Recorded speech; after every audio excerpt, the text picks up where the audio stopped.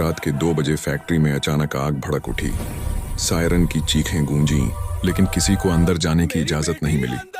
बाहर खड़ा एक मजदूर फूट फूट कर रोने लगा, अंदर मेरी बेटी है, उसे बचाओ। सुबह होते ही डीएम प्रिया अपने ऑफिस में फाइल पढ़ रही थी। रिपोर्ट में लिखा था कि हादसे में कोई घायल नहीं। वे ठिठक गईं।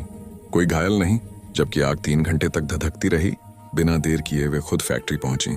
जलकर खाक हुई मशीनों के मलबे में एक छोटी सी चप्पल और दुपट्टा पड़ा था। प्रिया की आंखें उस पर जम गईं। यह हादसा नहीं, हत्या है। पुलिस थाने में एसपी कविता के साथ पहुंची तो थानेदार घबराया। मैडम, एमएलए साहब ने जांच बंद करने को कहा है। प्रिया ने सख्ती से कहा, अब यह जिला एमएलए नहीं, कानून चलाएगा।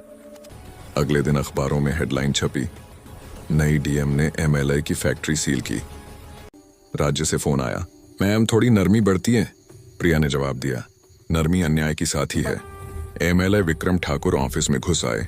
तुम नहीं हो, समझ लो यहाँ सिस्टम कैसे चलता है। प्रिया मुस्कुराई, सिस्टम बदलने ही तो आई हूँ। रात में उनके घर के बाहर गाड़ी रुकी। कोई फाइल चुराने की कोशिश कर रहा था। पीए संगीता घबरा गई। मैम, जान का खतरा है।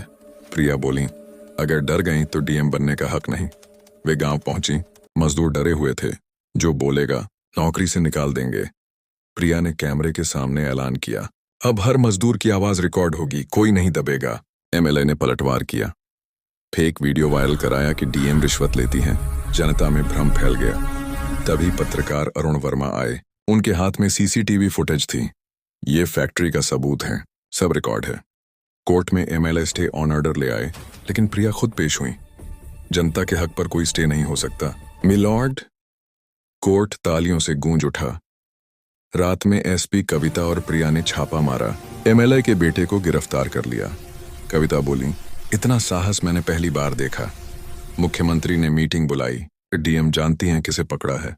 प्रिया ने कहा, हाँ सर, उसी को जिसने कानून को बंधक बना रखा था। एमएलए के गुंडों ने प्रिया के घर पर हमला कर दिया। वे घायल हो गईं, लेकिन रुकी नहीं। खून से नहीं, इरादे से लड़ाई लड़ी जाती है।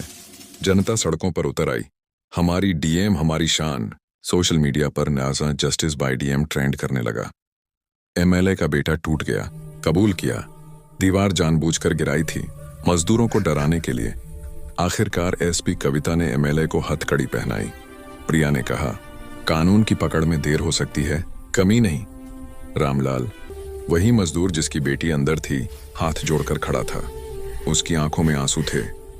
मैडम, मेरी बेटी की आत्मा को शांति मिल गई।